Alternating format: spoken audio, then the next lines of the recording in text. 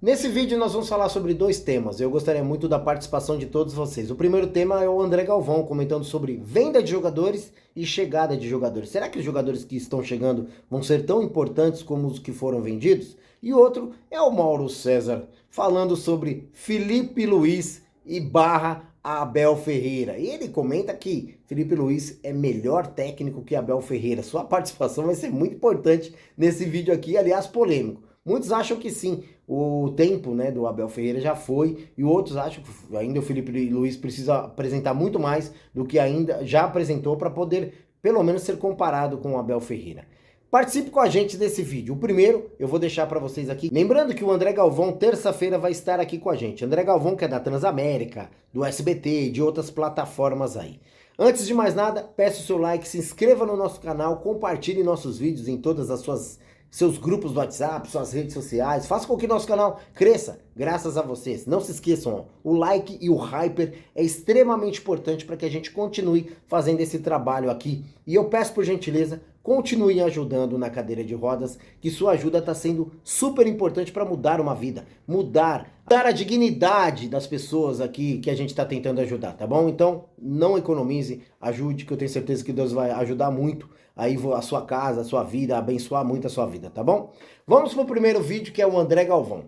Queria muito a participação de vocês e se vocês concordam com ele. Ele diz que nós vendemos jogadores, foi muito bom a venda dos jogadores, porém jogadores que vieram para o Palmeiras não estão sendo tão importantes quanto os jogadores que foram vendidos. Se liga aí no vídeo do André Galvão e comentem, que é muito importante o seu comentário. A reportagem, repito, ela é bem feita. Ela diz, o Palmeiras gastou em contratações no ano cerca de 700 milhões de reais. E o Palmeiras arrecadou em vendas no ano 700 milhões de reais. É mais ou menos isso, né? Claro que o valor não está redondo, mas é bem próximo o valor que o Palmeiras comprou com o valor que o Palmeiras vendeu. Legal. Repito, a reportagem é bacana, porque ela mostra uma balança que está equilibrada entre compras e vendas. Só que, né, o que não está escrito, e nem eles tinham a obrigação de escrever, porque o objetivo da reportagem era esse, né? Mas a pessoa que pensa no todo, né, que está olhando para um caixa de um clube, para o departamento financeiro, essa conta ela é um pouco mais aprofundada, porque legal, você gasta 700 milhões para comprar e vende 700 milhões, só que tem os salários que você paga, né? Tem luvas para jogadores, tem intermediação, tem tudo isso. Os que você vende tem metas a serem alcançadas que continuam pingando. O Endrick, por exemplo, sim, cai dinheiro toda hora que ele joga, que ele faz gol. Mas então, para mim, tá? Do ponto de vista financeiro, vocês sabem a minha opinião, para mim, o Palmeiras ele faz um mercado em 2025 bastante arriscado, porque existe o mundo ideal, existe o cenário perfeito, que é óbvio que é nisso que todos estão pensando e estão acreditando, que esse time dá muito certo, o Palmeiras não vai precisar contratar nos próximos anos, porque contratou muito nessa temporada. Um jogador ou outro, né?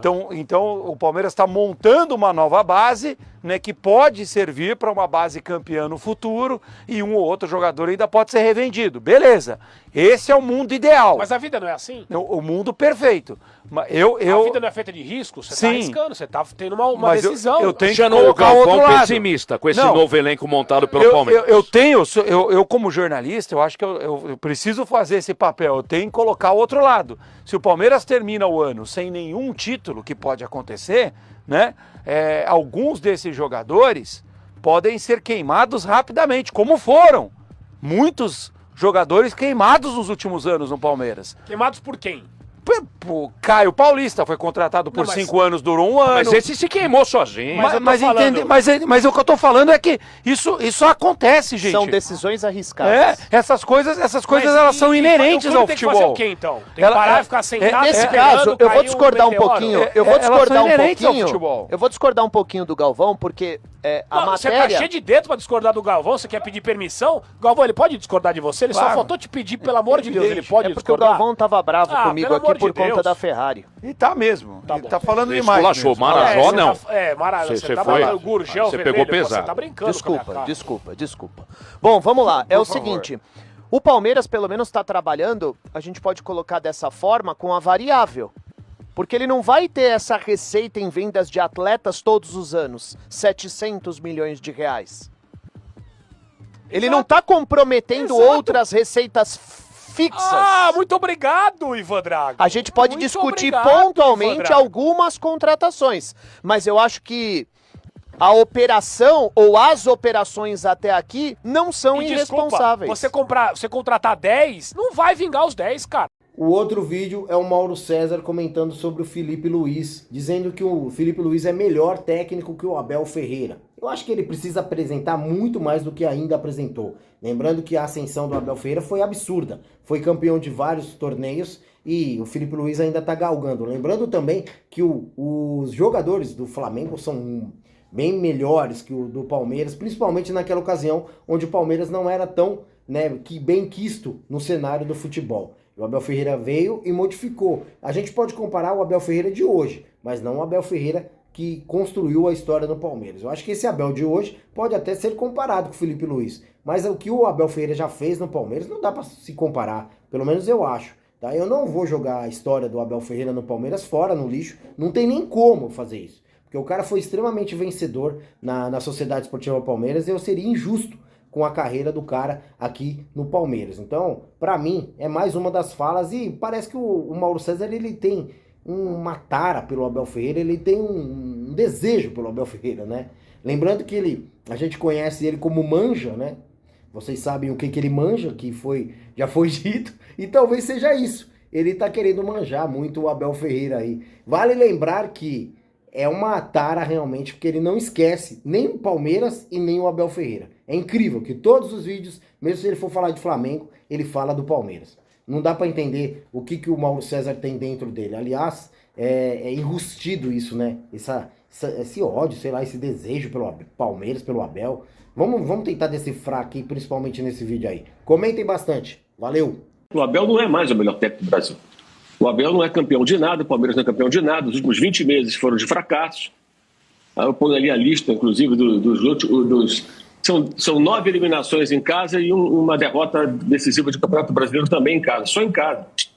Ele foi o melhor técnico, talvez seja o melhor técnico da década no futebol brasileiro, né?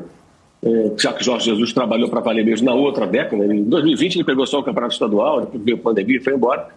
Então, por isso que eu escrevi isso aí. Eu acho que, às vezes, alguns setores da mídia de São Paulo têm uma dificuldade muito grande de aceitar que o Abel não é o melhor técnico em determinado momento, né? Ele não é mesmo. Na minha opinião, não é. E aquilo me chamou muita atenção. Sobre o jogo de domingo, eu acho que o jogo tem alguns ingredientes muito perigosos no Flamengo. Começa pela essa coisa de ativação de novo patrocinador, uma série de eventos. O Flamengo não aprende, essas coisas não deveriam ser vinculadas ao jogo. Isso é o meio caminho para o Oba-Oba. Oba-Oba é um sério problema no Flamengo. Acho que o jogo deveria ser tratado como algo à parte. Eu entendo a importância, né, dessas ativações, mas o Felipe Luiz tem que trabalhar ainda mais para manter o time muito descolado dessa coisa. E do lado do Grêmio, né, se você estiver acompanhando a imprensa gaúcha, alguns influenciadores, alguns até são jornalistas que viraram influenciadores gremistas, né, parece que o Grêmio vai enfrentar assim, a seleção de todos os tempos e que já perdeu. Isso ajuda bastante o Mano vai montar um time defensivo. Então, acho que é um jogo que o Flamengo tem que ter muito